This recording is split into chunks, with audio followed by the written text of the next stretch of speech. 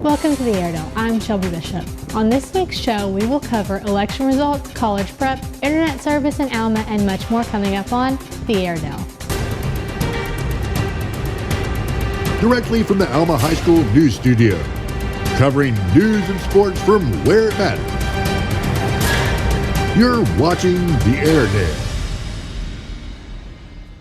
No matter who you support in the presidential election, the results are in. Michael Farrell speaks to students and faculty of Alma High School to get their opinion about the election.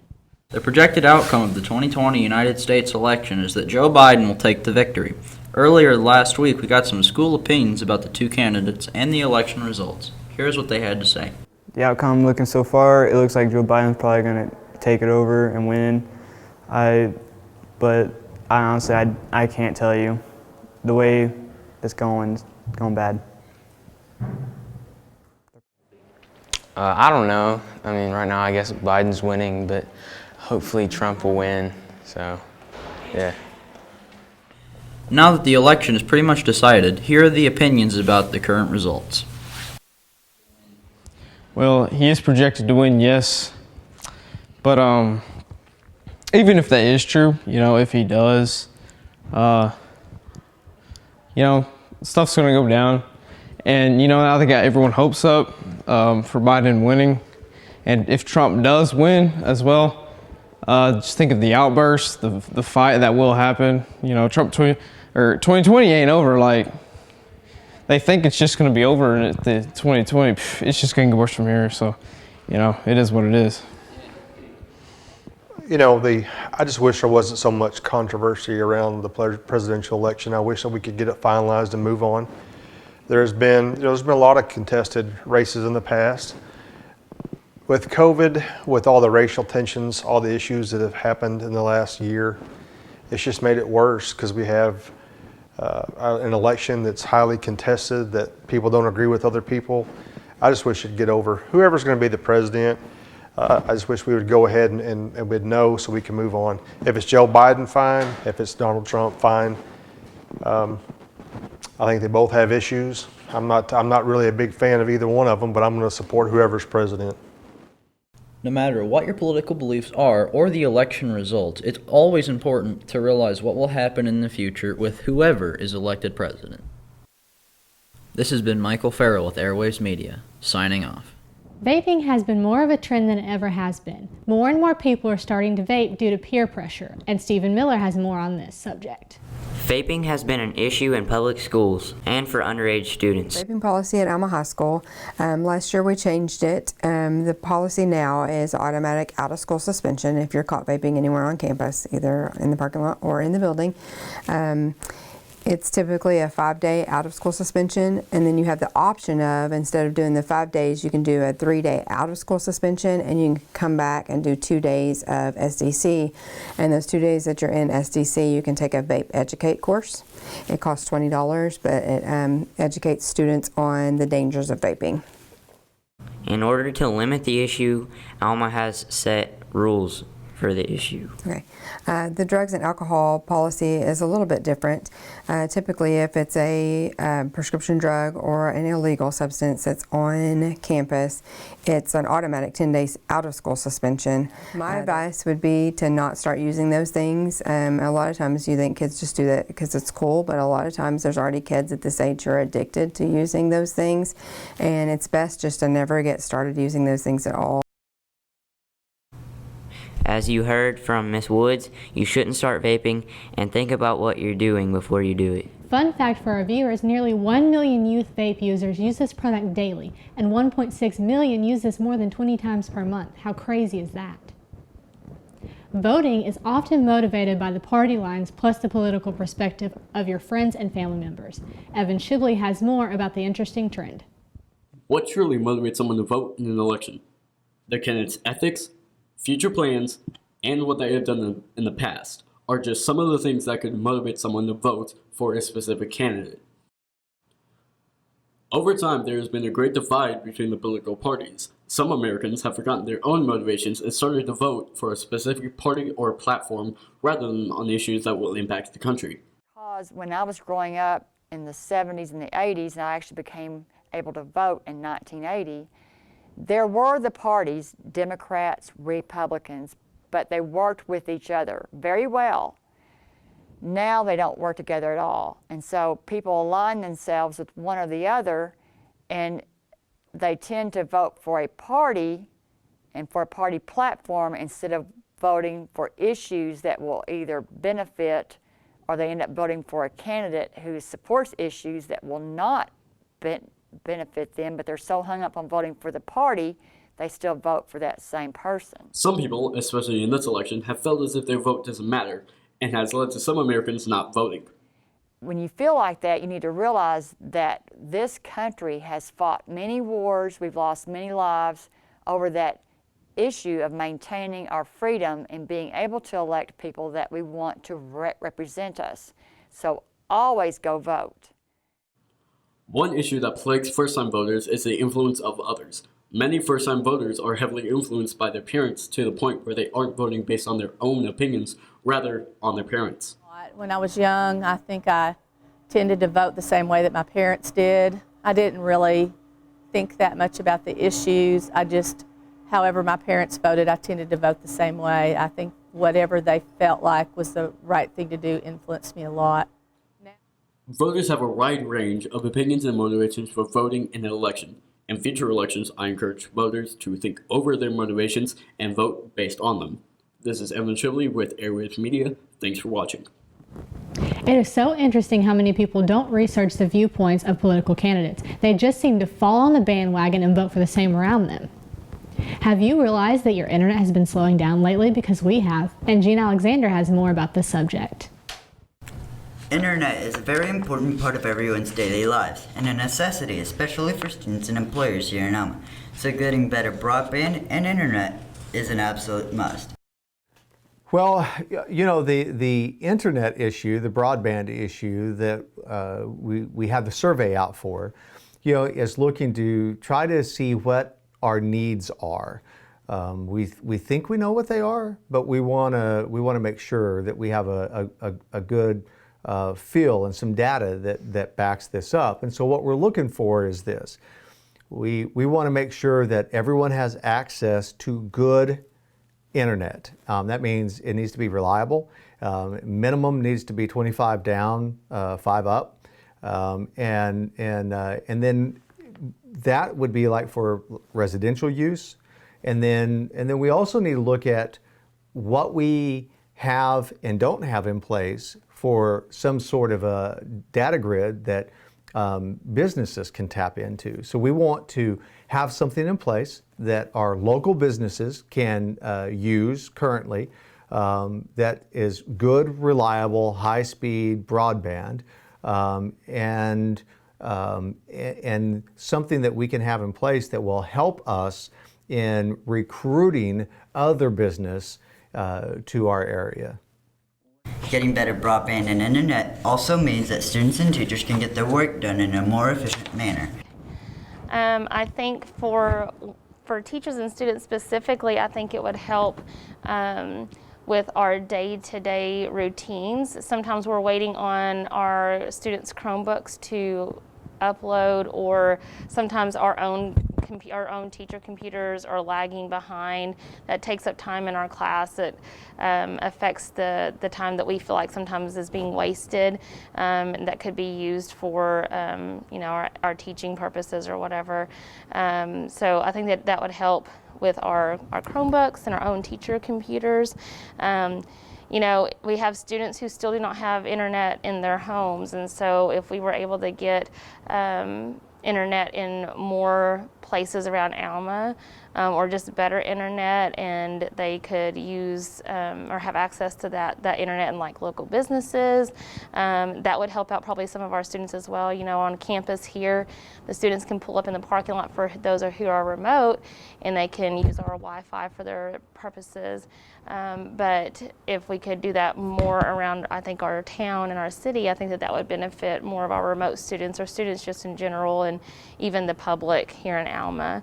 One of the things that is a struggle for us sometimes, and this is not just internet, but like technology in general, you know, just you don't know why sometimes it doesn't work. You don't know why sometimes it lags behind or whatever. So if we had internet that was stronger or better or faster, you know, maybe some of those problems that we have could be resolved without us even, I guess having those problems or whatever. Like, it would be faster, it would be better or whatever. So that would probably help as well. I know sometimes our teacher computers will crash. We've had issues with that. Other teachers have had issues with that. And like I said earlier, you know, that affects our bell-to-bell teaching whenever we feel like some of that time is being wasted because we're dealing with technology issues. And that's, like I said, it's not just internet issues, but sometimes it is internet issues. So, you know, Alma's a smaller town, a smaller city, but we have a large population of students and people who are constantly in need of internet services, and whether that be within their home or whether it be a Wi-Fi thing. And so, you know, if we had better internet across the board in town, I think that that would help with like our bandwidth issues, and so that internet, if it was better, could maybe hold more of the population of Alma, especially right now whenever it is remote. You know, in the spring when we all went virtual, a lot of people talked about how their internet was so slow and it was lagging behind. And even at my house, which I live in Van Buren, but even at our house, like, you could tell when there was people online because it was just so slow. And like our videos for our Google Meets with our students was lagging behind, and you would get kicked off of that. So I think that for where we are right now in society and in the history of our time where we're at, I think that it could help with some of those lagging issues across the board for our town, and for our students and teachers who are trying to get videos out to their kids and students, and the students who are trying to watch those videos or trying to turn in work or, you know, take tests online or whatever the case may be. So I think that it would greatly help just the town as a whole. There would probably be a lot less frustration for the teachers and the students and the parents and everybody else that's involved in that. So, Gene Alexander with Airwaves Media, lagging out. Thanks, Gene. A lot has changed this school year, and one of the main things is the new bus regulations due to COVID-19. Lucas Bunn and Ethan Waits has more. Many changes have been made for bus drivers in the way they do things every day. Assistant Superintendent Mr. Biggs with more. We follow the ADH guidelines and the Arkansas Department of Health and the Department of Education. Their guidelines are when they're waiting at the bus stop, they got to be 6 foot apart at the bus stop. And then after they get on the bus driver has a mask on, and make sure every kid has a mask on whenever they get on. If they do not have a mask, then we provide them with a mask when they get on the bus. And also every bus does have a hand sanitizer dispenser on the bus so the kids can use that. The bus drivers and staff work really hard to keep our school buses fresh and clean for students. Well, the ADH understands that we have to get kids to school. So the social distancing is the best you can. So you get on the bus, we try to be 6 foot apart on the bus, but not necessarily able to.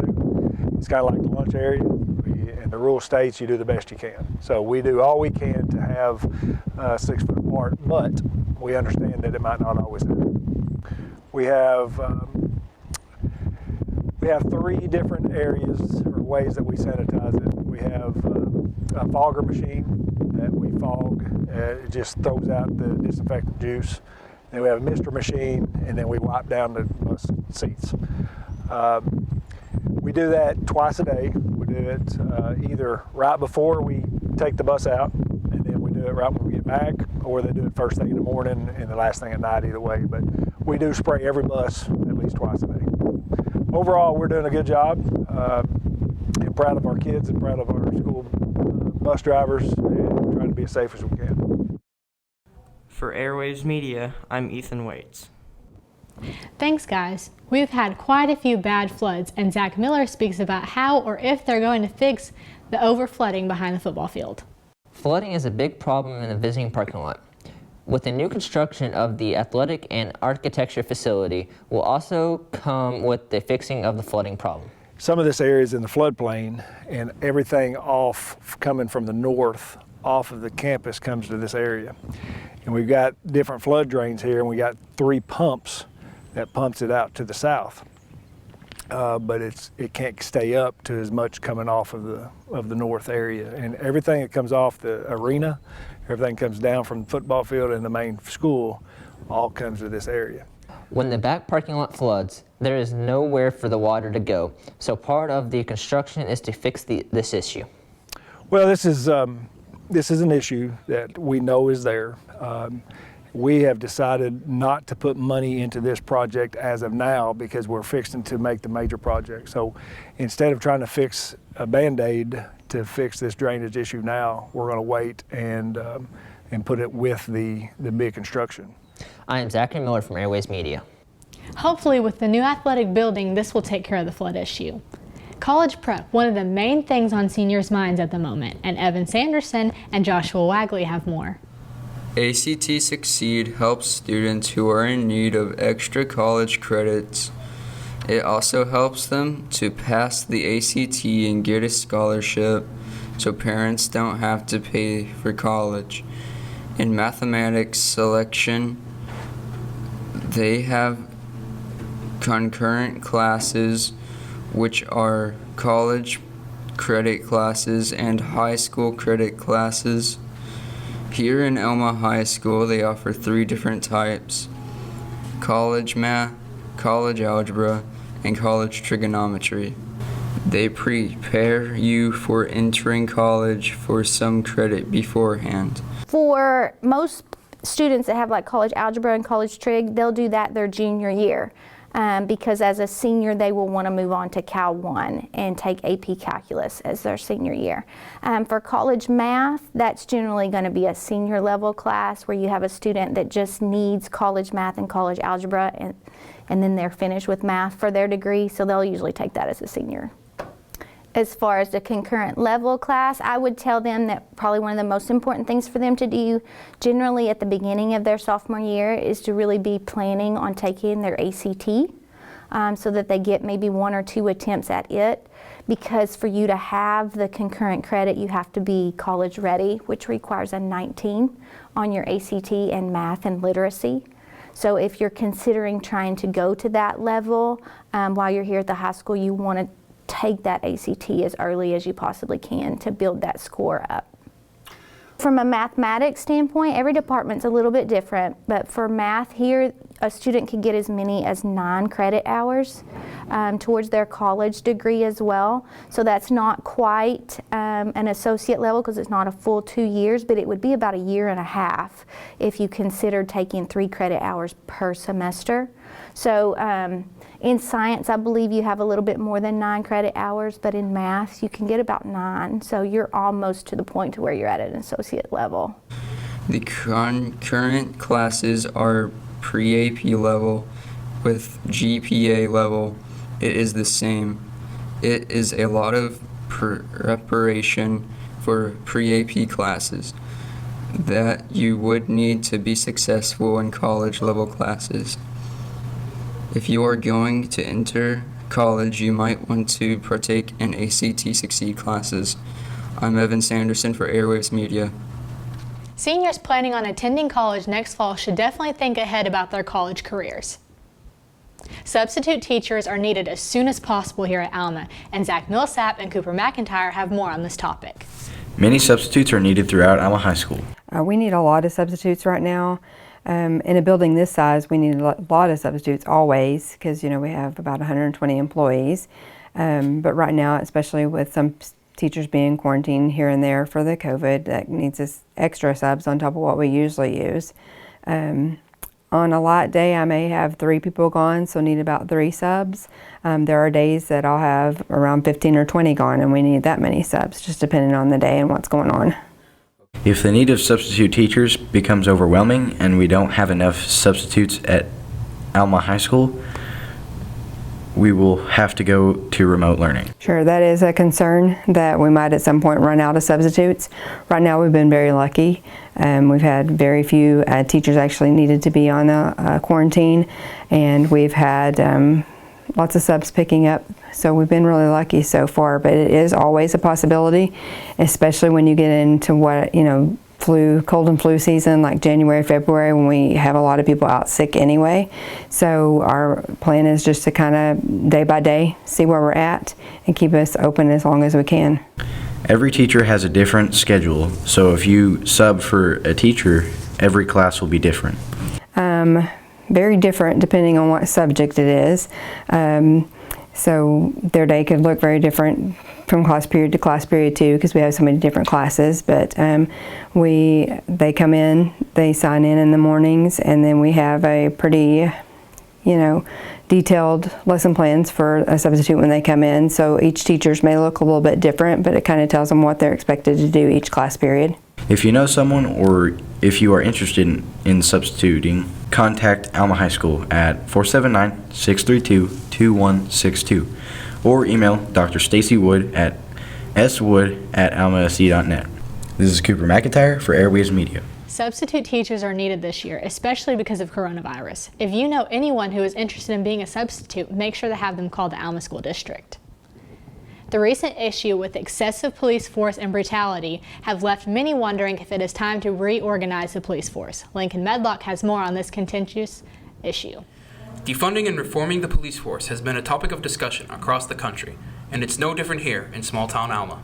On the defunding movement is not sending police officers to when someone's in crisis is kind of a lot of what I've heard.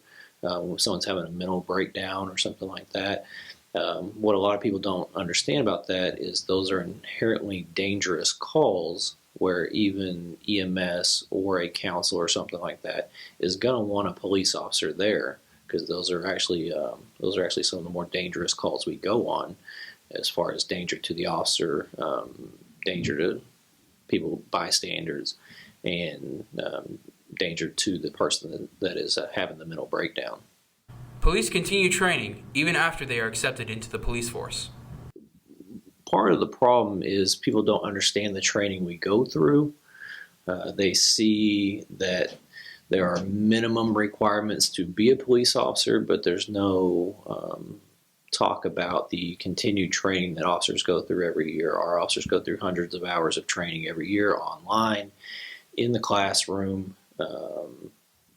They have yearly required training in race relations, racial bias that they have to go through. We go through continued training on case updates and Supreme Court rulings and court rulings and how that affects how we do our police work.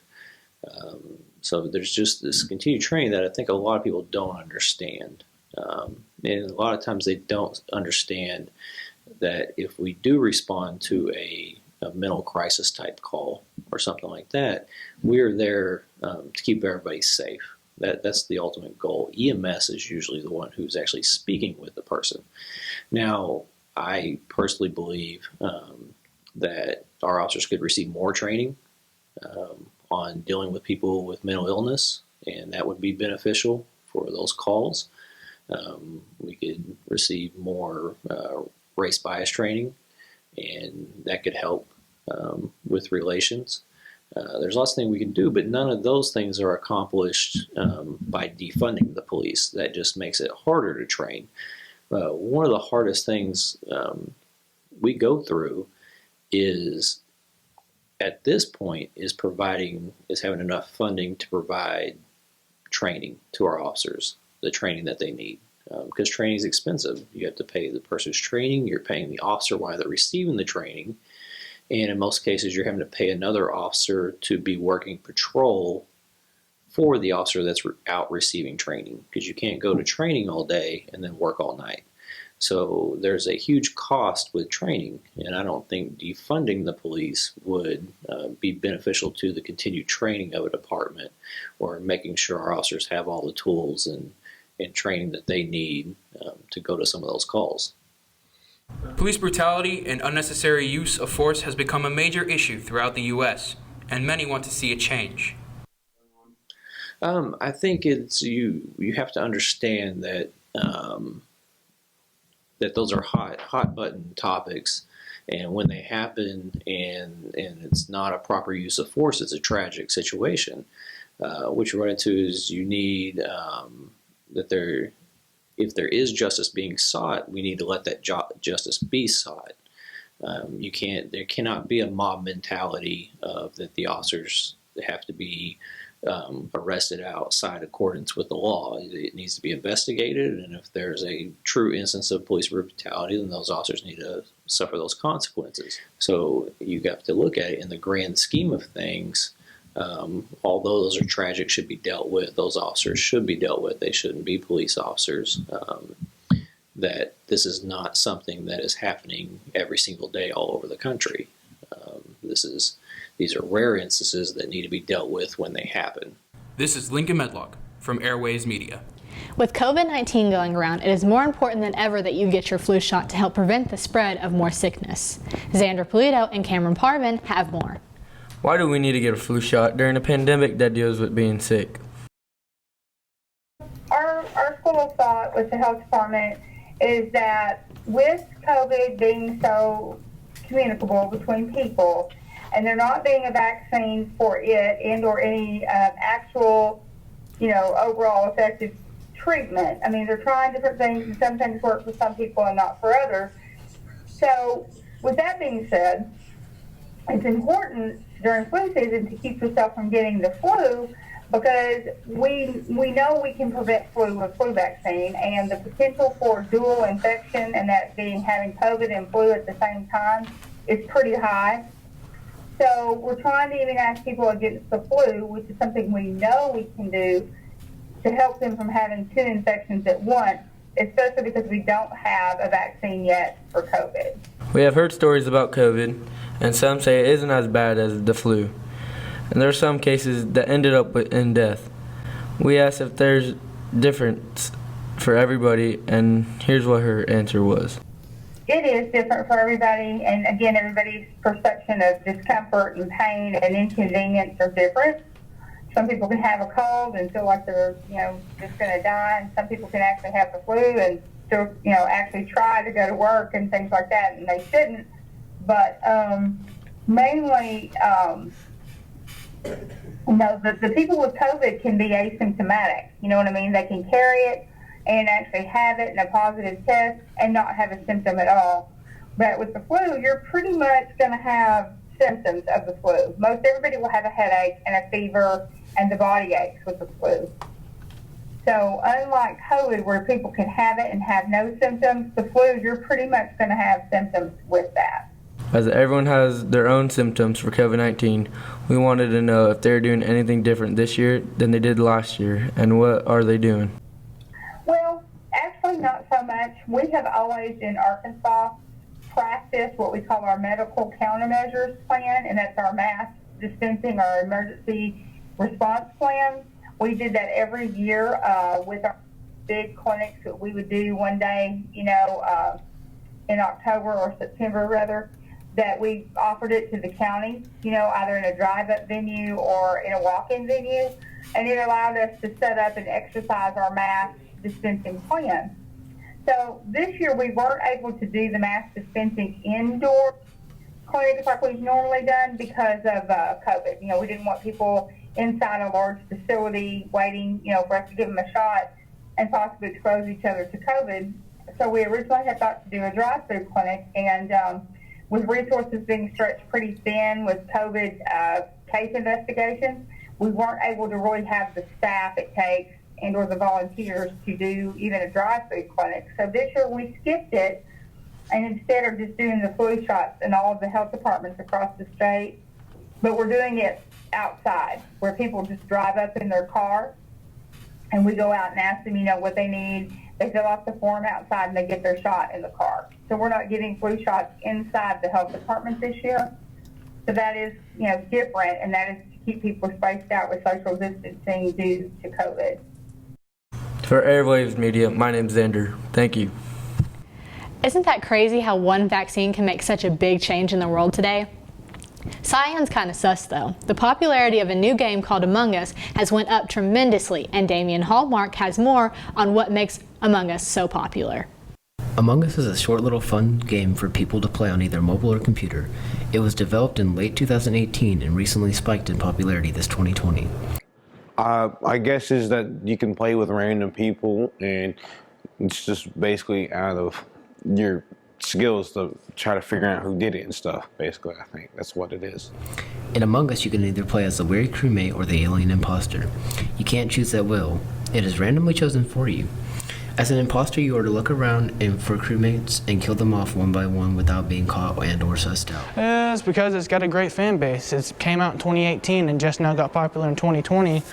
There's not much to do. It's pretty simple, but everybody seems to love it. Not much to do. It's easy to play in class. You can have up to 10 of your friends playing in a single match.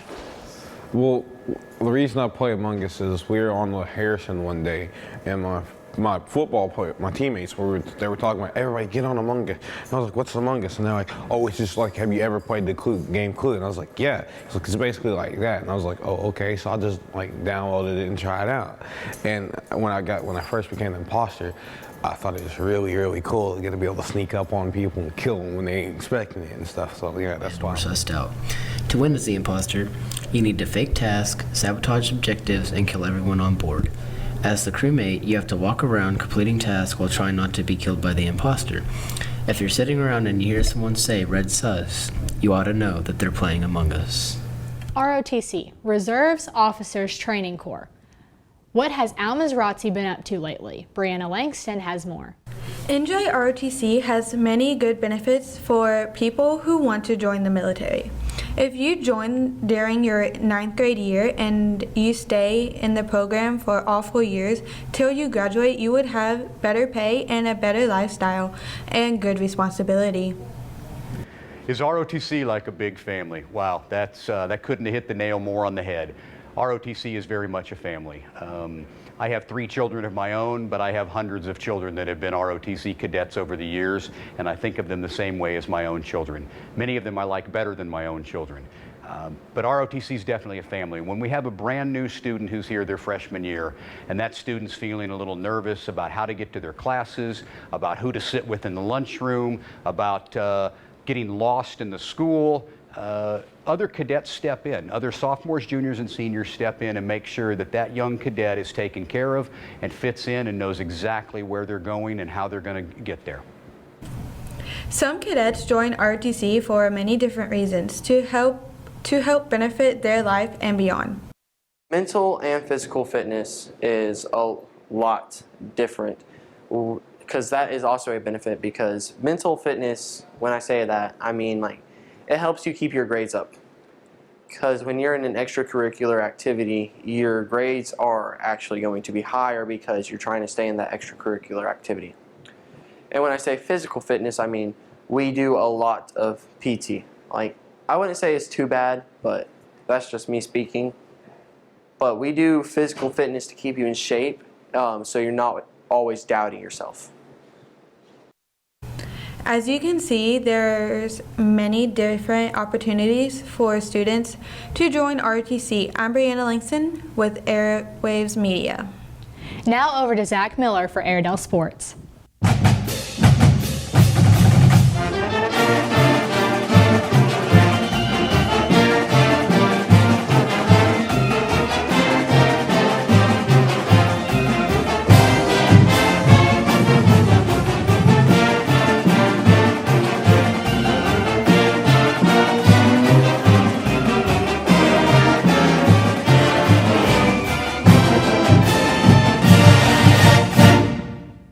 With COVID going on right now, schools are required by state to limit their ticket sales or there will be no fans in the stands. Shelby Bishop has more about this topic. With football season almost over and basketball season right around the corner, we have to limit our ticket sales. Mr. Kirkendall has more on this matter. Yeah, I mean, limited ticket sales are Arkansas Department of Health and Arkansas Activities Association guidelines. We have to be able to social distance. You know, the outdoor venue, we can have 66% capacity, but you can't have 66% capacity and still meet the other guidelines, which is social distancing. If family units can sit together, but after that, you have to have 6 foot distancing between each person. So if you just just have kids sitting together, they have to be 6 feet apart. As far as measuring the bleachers to determine family units, we use the family unit of 4 as a guideline.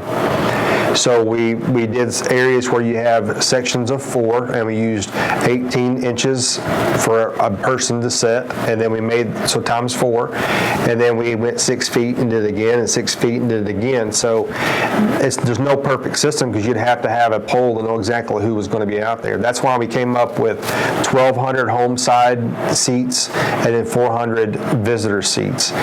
That's our capacity for it. Is it an exact science? No. Is it a pretty good estimate? Yes. So there's 2 different sets of guidelines there. As far as the arena is concerned, same scenario, but we have individual seats, so we are actually taping off a couple of seats and then having an open space, a couple of seats, open space for the student section. That's approximately 6 feet. And then as far as the general seating, we're just encouraging to sit together with a family. If not, then spread yourself 6 feet out and still have face covering. I'm sure all of you want to know what would happen if we don't abide by the new 6-foot regulation. Ticket sales are concerned. It's either the alternative is not having fans. Of course, even worse than that is not having the event at all. You know, there were speculations and worries and concerns that we weren't going to have any athletics. Now that we're able to do it, we're going to have to abide by the rules and regulations, just like we're trying to do at school, do the best we can. We're making efforts to try to reduce, and we're going to continue to do that. If we have people that just refuse to do what we ask, it could come down to the point where there's even more limited numbers of fans. From Airwaves Media, this has been Shelby Bishop. Basketball is the next seasonal sport, and Bobby Taylor has more on how they're preparing for this season. Here at Alma High, there are a few sports about to tip off their season. One of them is basketball. Here at Alma High, we're excited for this season to tip off because it brings more entertainment for us to enjoy. As far as being the head coach, starting the season, we're obviously in the fall we've been planning our season. We've been we're working with our youngsters. We practice 5 days a week. We obviously are working on things that for the upcoming season, our skill level, working obviously ball handling, passing, shooting, and outwardly from other parts of that, you're working on scheduling, you're working on just lots of things. And but as we grow ever closer every now, we're the first part of November, we're about 2 or 3 weeks away from our first opening game, and we still yet don't have our whole team together, but in a week and a half or so we will, and we'll move from there. Ever since the summer, we have been working very hard to prepare for the season so they can use the tactics they have learned to help them during the games of the season. Defensively, I think we're a little bit quicker. I think we're a little bit more physical, and we can play a couple of different lineups where we can play small or we can play big. So we can have some tall girls on the floor all together at one time, or we might have some all small midgets out there at one time. But as far as changing the playbook and things like that, we'll look different defensively this year, and offensively, I think you'll see a lot of the same stuff we ran last year, just be different kids this year. All right, let's see what this basketball season has brought us for this year. Let's also hope we get to play the full season this year. For Aries Media, I'm Bobby Taylor, bouncing off. Thanks for watching this week's edition of The Airedale. We hope to see you next week.